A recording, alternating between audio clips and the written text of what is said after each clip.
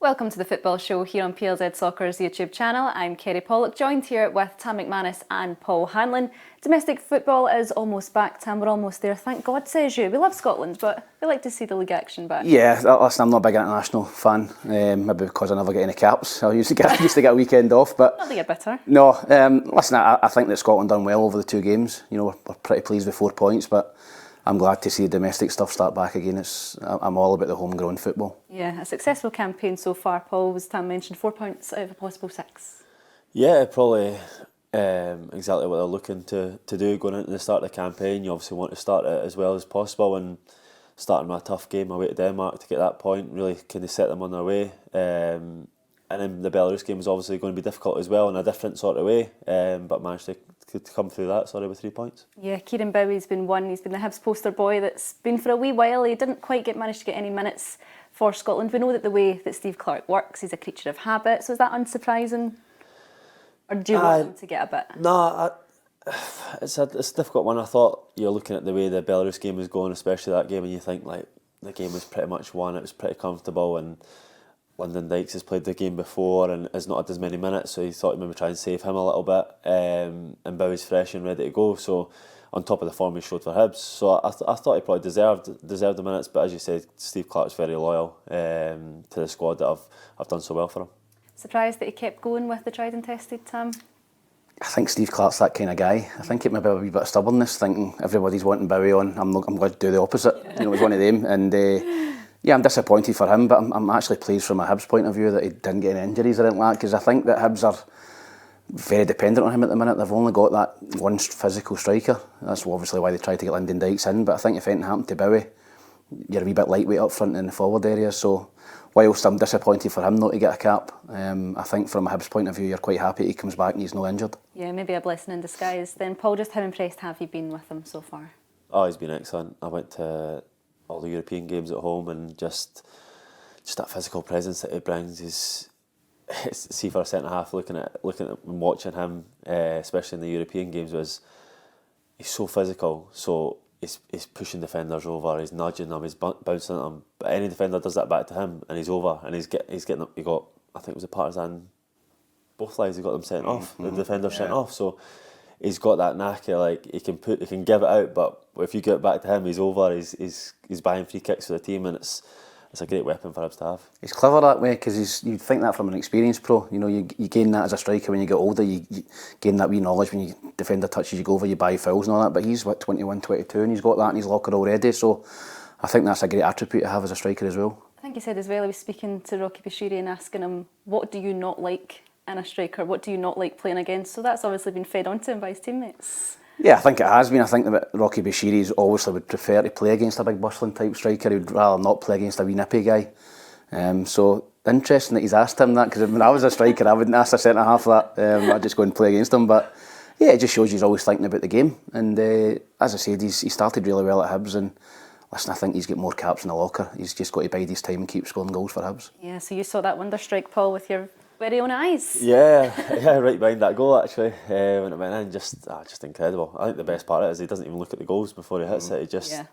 He knew exactly what he was doing, and I think Boyle was a bit gutted in the Leisure game. That probably would have topped to his ball. Some of the quality over all the legs in Europe, for and against Hibs, some of the quality goals that we saw were just really special. Unfortunate in the end in the European campaign, but performances definitely to be proud of. Yeah, I think that was a positive aspect. The disappointing aspect would probably be that Hibs probably performed the best out of all the Scottish teams in Europe, and they're the team that are now out, which seems unfair, but no, they definitely done the club and the country proud in the competitions. Yeah, talk to us about the manager then. You've played with him, you've played under him. What kind of guy is he? Probably exactly what you see in terms of the media side as well. He doesn't get too high, too low, very consistent in his behaviour all the time, and he was like that as a captain, he was like that as a coach, and now as a manager as well. Obviously had the interim spells while I was still at Hibs where you could see he was ready to do it. Like, I think potentially the year before he never went for the job then, but if he did, he was ready to do it. And I think by the time it came round the next again year that he was more than ready, and the boys knew what he was going to be like, and knew like he got that support right away from the boys that had already been there. You're certainly a fan, Tam, aren't you? Yeah, I think, listen, we know David Gray, the player, he was wholehearted, you know, a real physical player, but as a manager, he's very tactically astute as well. And, you know, you've seen in European football, he made changes, tinkered the system at times, made good substitutions at times, and really showed that he's probably more experienced than you think he is. As you know, Paul said there, he's been in the job a couple of times in the interim role, and that's probably prepared him for the role. And I think that, you know, the board had patience with him as well. You know, it was easy. You know, the run they were on, I remember Dundee away, I think it was 4-1. I think that he could be out the door, and then 3-2 down against Aberdeen, Big Rocky popped up with a goal. And I think ever since that game, you know, the Hibs have went from strength to strength. So you've got to give credit to the board as well, you know, for sticking with him when it was easy to pull the plug on him. But I bet they're glad they never done that now, because, you know, the run they went on the last part of last season, and they started this season well. So yeah, I think he's a really, really talented young manager. Do you think being in the dressing room, Paul, and knowing the club inside out as he does, that's really helped him to be in the position that he's in today? Yeah, I think so. I think he does. He knows, he's seen it all really at Hibs. He's seen ups, he's seen downs. He's got that in the back, whereas he's a club legend already as well. So the fans were always going to stick by him, and no matter how hard it was at the start of that kind of period, it never looked to me like anyone was losing belief in him. There was a lot of kind of talk from outside in terms of how poorly the team had started, but it didn't seem like that from anyone I'd spoke to inside the club. He had that support right away from the start, so it's a great thing, a great kind of platform to go into the job. But he's just went from strength to strength, and as Tam says, he got himself in a position where he's had to change the system, so he's obviously shown he knows what he's doing in that. But I think the biggest thing as well is every week when I look at the team, anytime he needs to make subs to change it or to maybe shore it up or whatever, 9 times out of 10 it works. The players coming off the bench are making an impact, and that just shows how close the squad is together, that there's no one sitting on the bench thinking, oh, I'm in the half of the day, I'm not ready to perform. Anyone that's coming off that bench is ready to perform, and now you can see that in all his substitutions. Yeah, and it must be tough, Tam, to keep everyone happy, but it really seems as if there's a real good feel about the club at the minute. Yeah, I think that's a big part of being a manager, is keeping everybody happy, man management. You know, tactically, a lot of managers will know similar stuff and do similar drills and have similar formations, but it's that man management aspect of it that separates the good managers from the very, very good. So I think he's got that in the locker. It's hard to keep everyone happy. He's got a really, really strong squad now. He's got real competition for places all over the park. You know, you've got a record signing, £1 million striker who can't get in the team. So yeah, it's just trying to juggle that and keeping people happy. But I think the strength and depth that Hibs have got and the competition for places drives the club. I think if you're any position, a centre-half, a striker, if you've got a good player sitting on the bench or sitting in the stand, you know that you've got to perform, or else you're going to be on the bench. So, no, I think he's done a great job so far. Have you noticed, Paul, a real sense of let's go for it this year between, you know, your Hibs, Hearts, Aberdeen's, the kind of more top 6 sides? Yeah, I think first and foremost, you look at spending. The spending has definitely went up. Like there's no doubt about that. Remember, probably looking back to myself coming through, and probably when you play as well, Tam, there's always there's not enough money in Scottish football. There's just never enough to compete with Celtic and Rangers. There's never enough to compete in Europe. Whereas now there is money there. There's money being spent and to a high level, and it's only going to bring the quality of the league up. So that's a positive. And I think when you look at Hibs, Hearts, Aberdeen, they're definitely the 3 that are pushing at a time where arguably the Old Firms at their weakest, or maybe not weakest in terms of football wise, but in terms of the pressure that's on the two at the minute. And it's not normal that all the pressure's on both of them. Normally one's got the pressure and one's doing well, whereas at the minute it seems like both of them are under a bit pressure. So I'm sure if you're the board, the Hibs, Hearts and Aberdeen, then you're looking at that and thinking, can we? You certainly think that, Tam, this is the year that an Edinburgh side could split the... Yeah, I think Rangers were there for the taking last season. I think when you look at their record in the league, it was really, really poor. Unfortunately, Aberdeen had a brilliant start, Hibs had a poor start, and then Aberdeen, you know, finished terrible and Hibs finished strong. So they couldn't put it all together in one season. I think if you're a Hearts or a Hibs, Aberdeen have started poorly and they're in Europe, so I think they might struggle there. But I think if you're a Hearts or a Hibs, you need to be consistent over the season. That's the hard part of it. You know, I've been in the Hibs, Paul's probably been in Hibs teams. I was in a Hibs team, you know, at Christmas. It was separating the Old Firm under Alec McLeish. We were second at that time, but we didn't have the squad depth for the real know-how to go and finish second. We end up finishing miles behind Rangers. So it's been consistent over the course of a full season, which Hearts and Hibs have got to do. And if they do that, You know, they've got a real opportunity to split in the Old Firm. Do you think they can do it this year, Paul? Either side? I think it's the best chance in a long time. Can they? There's probably the thing that would be labelled at teams like before. You'd say that the squad's not quite big enough. A couple of injuries, they'll fall away. But now, especially looking at Hibs, as what they touched on, the squad's the depth is there. You look at the bench. Like I go back even a year and a half. So when I was my last season at Hibs, when I'm on the bench most weeks, and I'm looking at the bench now, thinking there's some players there that like I wasn't sitting next to all that quality at times. So. He's got a difficult job, Dave, in terms of keeping all that happy, but in terms of the depth there, if there's a few injuries, there's more than enough cover to keep that quality high. So, as I said, they'll need to obviously be consistent week in, week out. Maybe being out of Europe might be a good thing in terms of the league campaign, but I'd say this year's as good a chance as any. No excuses then for David Gray? No, listen, I think that the target for Hibs will be top 3. You know, I think that. Listen, it's been a long time since anybody's finished above Celtic and Rangers in the league, so it's a big ask. But as Paul said, this season's as good as any. You know, there's a real opportunity, I think, with both clubs not looking quite at it at the minute. But you know, top 3 for Hibs would be the target. But Hearts will have the same ambitions as well. You know, Tony Bloom spoke about coming in and splitting the Old Firm as well. So they've started well. They've got a big game at the weekend. If they beat Rangers at Ibrox, everybody will be talking about them finishing second. So there's a long way to go, but. As Paul said, I agree with him. It's as good a year as any. He's going to do it. Just looking at the run that Hibs have got then, Dundee United this weekend, Rangers in the Cup, Falkirk the week after, Celtic, and then the Edinburgh Derby. How do you assess that? Tough run of games. I think when you look at Hibs at the minute, I think that the bonus for them has been out of Europe. I know, listen, the directors and the fans will be wanting to be in Europe and wanted to get into that group stage. Everyone did, but being out of that, I think, gives you a bit of breathing space. You can concentrate solely on the league, which Aberdeen can't at the minute. So.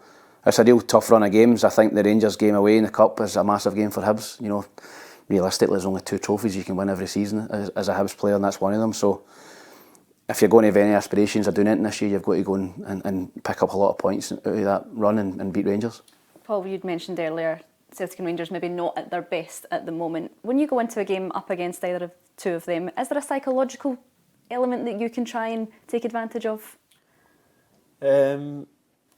It's difficult because obviously they're the top 2 teams for a reason. They have been for a number of years. They've got the quality in their squad. Obviously a bit unsettled at the minute. And if you're the Hibs squad, you're looking to take advantage of that, definitely. You're looking to start the game well, try and get the fans on their back as early as possible. I'm sure Hibs got maybe nearly 3,000 fans there as well. So there's a big Hibs support there rather than just the wee corner that they normally get. So you probably try to just start the game well on the front foot, maybe got a goal. If you can go a goal ahead, you know the fans are going to turn the way it is there at the minute. So, but it's an exciting. It's no, to me now. Probably if I'm in the dressing room, I'm thinking, oh right, we're going to Rangers, it's difficult. But see me coming out of it now and looking from the outside, I think every chance Hibs are winning. Like I don't see that as, I don't look at that now as Hibs going to Rangers and Rangers will maybe have to have an off day and for Hibs to win. I think that's toe to toe and that they're going to go for it, and which is it's a real positive sign for Hibs. Yeah, Paul's probably played against really good Rangers and Celtic teams. Obviously, I played against early 2000s, really strong teams, Dick Advocat and Alec McLeish and Martin O'Neill's teams, and you would go there, basically you would go there and try and keep the squad down, to be honest. You know, you would go there thinking if we can get anything out of this game, we're delighted, cock a hoop.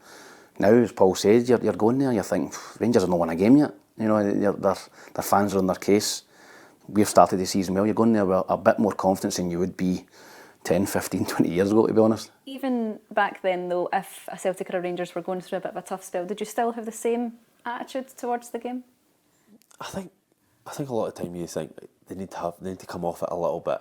If it was always the case, if it was a strong Rangers or a strong Celtic, if they're fully at it, it's going to be difficult. Whereas now I still think like Rangers could play really well. If Hibs play really well, there's still not much in it for me. Which is exciting, and obviously it's a big cup game, as Tam said. Dave speaks about it a lot as well. That he wants to be successful, and that's a real chance for Hibs to be successful this year, to win a trophy. In Scotland, it's only 5-6 games at times. If for Hibs you're in Europe, and you miss the group stage, and then you're only a few games till you get to that final. So it's a real opportunity, and I don't think they'll have any fear going to Ibrox. Absolutely. Well, Paul, 16 years at Hibs, is that right? Is there a moment that you think that's the one that sits at the top there? Obvious one would be winning the cup. That Yeah. that's for me, like, I was a Hibs fan growing up, and it's always ever been, when are Hibs going to win the Scottish Cup? You would have felt it when you played. As soon as I got into the first team, it was every Scottish Cup tie, media come in, is this the year? You turn up, but then you always turn up to stadiums like an away draw or whatever, and it was, the fans were there in their numbers. It was like a bigger occasion. I don't know why, because Hibs had never won it for so long, so it felt like it should have been like, oh, we're not going to win it. Whereas the Hibs fans always turn out for the Scottish Cup. It was like, it just felt bigger all the time. So to be part of that squad, to do it was just, that'll not be topped for me. Talk us a bit through that day then, if you can take us back to that moment, the build-up, heading to Hampden, that sort of thing. Yeah. That was obviously nearly 10 years ago now, so it's went back a bit, but we stayed at Cameron House the night before. Stubbsy was great. He was great in the big games, where it was always like, I remember him always saying before big games in the warm up, just go out and relax. Like, don't, because a lot of managers would say, make sure you're right at the warm up, focus, do it all properly. Whereas he went the opposite way, because he knew you've always got that nervous energy in your body, and it's going to take a lot out of you at times. You always see people, players, in like cup finals or whatever else, cramping up, and it's purely it's no fitness. It's just nervous. Too much nervous energy has been burnt before the game. So he'd always say, just take it easy, relax in the warm up. Don't need to go around a bit mental, because you're going to get there anyway. So he was brilliant at that, and then and we went into the game with real belief. We're talking about there what this Hibs team's like at the minute in terms of going to Ibrox in the cup. We had that as well at that time. We felt like we were more than a match for Rangers on the day. We had players that we could win as a match, and that was the way it proved to be. Yeah, and when that goal goes in, what was that just euphoric feeling, seeing the Hibs fans and their numbers? It was obviously it's euphoric, but there's a little bit of shock in the stadium as well, where there's fans. And you're thinking that there's no much time for them to score again. That's what I've been thinking. I know, that was it. It was just a case of, right, how long, and you're just holding on and just praying, really. That was it. You just see there's just fans all around the stadium, like head in their hands, just wishing the time away. Where were you that day, Tam? Can you remember? I actually gave my 2 tickets away. I'm a Jonah when it comes to Hibs, and I played in 3 finals and got beat, and I'd got 2 tickets for the game, and a couple of my aunties and uncles are Hibs supporters, and they couldn't get a ticket, so I managed to get 2 and gave them to them. So they were at the game, and I watched it in the house, and I was crying like every other Hibs fan when that final whistle went. But yeah, listen, as Paul said, it was just always the big thing at Hibs when I was there as well. We got to a couple of finals, one against a Celtic team that was very strong, won the treble, and a CIS Cup, League Cup one, we lost to Livingston. But yeah, it was always a Scottish Cup, and like Paul, every other Hibs supporter will never forget that day, never forget Sunshine and Leith after it. I think that was the kind of birth of it. If you go into YouTube, you'll see all the comments and all the views. So no, I was delighted for Paul, for Lewis, for the guys that were there for years, for Tam McManus, sadly passed away, guys like that who were there with Gavin, because they'd been there for forever. Yeah. And I was delighted for them that they won it. Big celebrations after?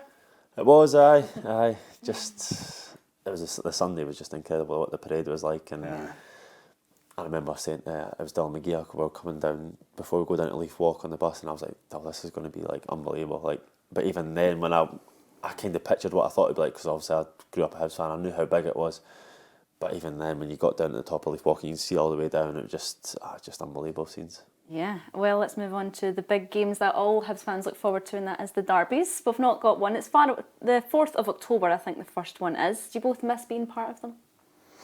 Yeah, listen, I didn't have a great record at Tynecastle. I don't think I won a game at Tynecastle. It was 4-2 up with about 2 minutes to go and drew the game. So it's mixed feelings for me. At home, we won a few games, but yeah, I think you miss the atmosphere. You miss, as Paul said, the nervous energy before the game. You know, I made my first start in Edinburgh Derby at Tynecastle, so it was a great feeling to go there. And particularly at Tynecastle, the atmosphere was incredible. When you come out that tunnel, you look right. It's a full stand of Hibs supporters, and you know, Tynecastle, they're right in top of you. You can almost touch you. So yeah, those are the games that I always got up for the most. The bigger games. I struggled in the smaller games, but I think when you get into those games, you're trying to win the game, but you're obviously trying not to get beat, because you know how how it affects the supporters and their work and all that, and a draw kind of keeps everyone happy, but if you win, it's the icing on the cake. So yeah, I definitely miss the atmosphere in those games. Yeah, you relish those sort of games, Paul, as well? Yeah, probably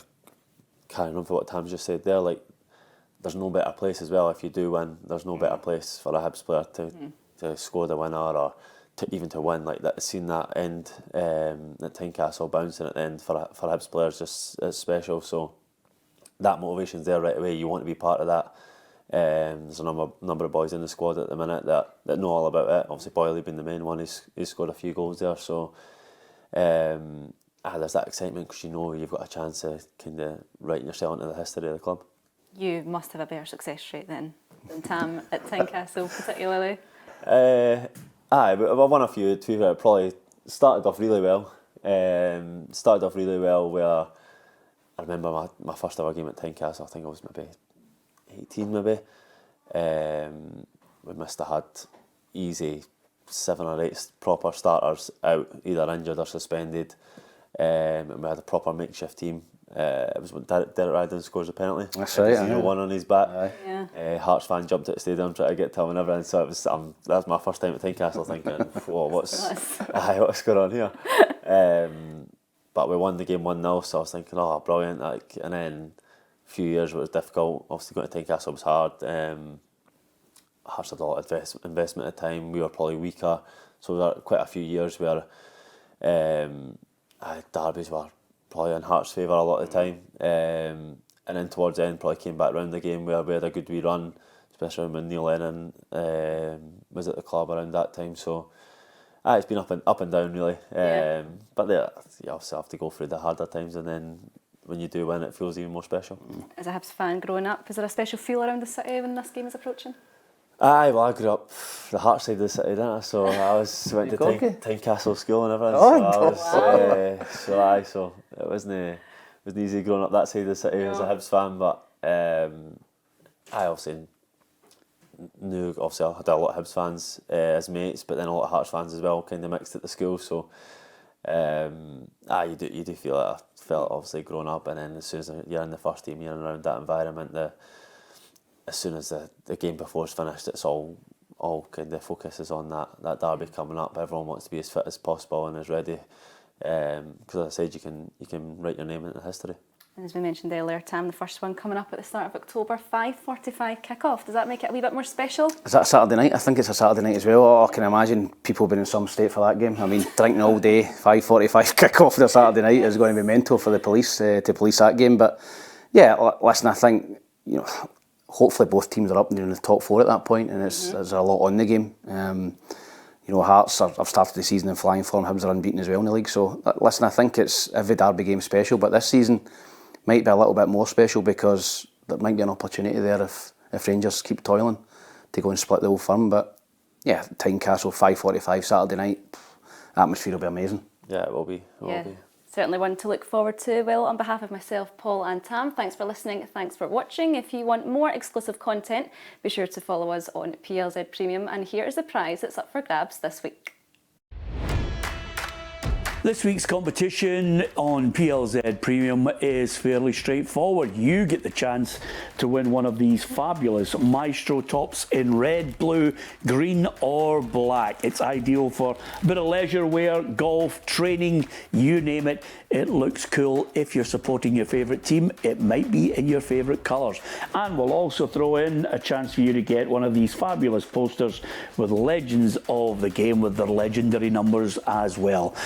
Good competition, great chance to win your favourite Maestro top and some legends thrown in for good measure. Good luck, sign up to PLZ Premium, you're in the hat, and we'll pick out one lucky winner. It could be you.